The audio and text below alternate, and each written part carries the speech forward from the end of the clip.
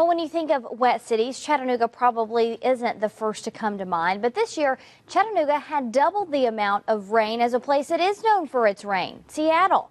NewsChannel 9's Josh Rowe tells us how those heavy rains affected local farms. Latricia Brown's farm in Ringgold has been in operation for almost 40 years. Sandy Brown, who owns and works the land, says this has been one of the worst years for her crops ever.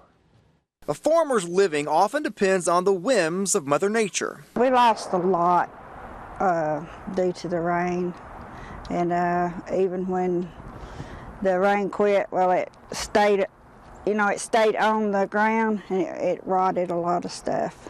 Brown says she lost about half of her crop. We lost the entire early crop of tomatoes, the whole entire crop.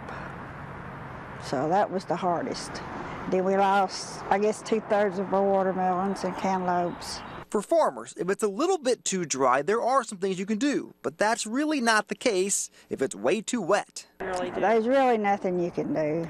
I mean, you can deal with not enough rain by pumping water, but you can't pump water off the crops.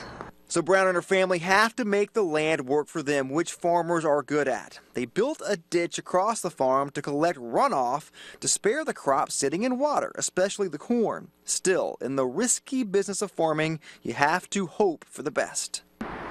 We just do what we got with what we got, Like you could pick 10 tomatoes and you throw 6 or 7 or 8 of them down, just do what we could do.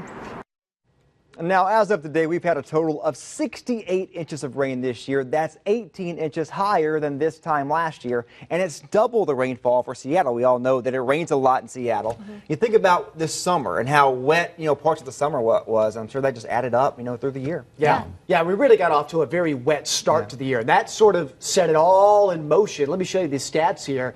And the wettest month was January. Started off with just under 10 inches of rain to begin 2013. Second wettest was April. So the first 4 months alone put us way over the top. And as Josh mentioned, in July, focused right around that 4th of July weekend and the days after, we had over 13 inches of rain. And that's right at the time where crops are, really popping up and they don't need any more rain. It's hot at night as well.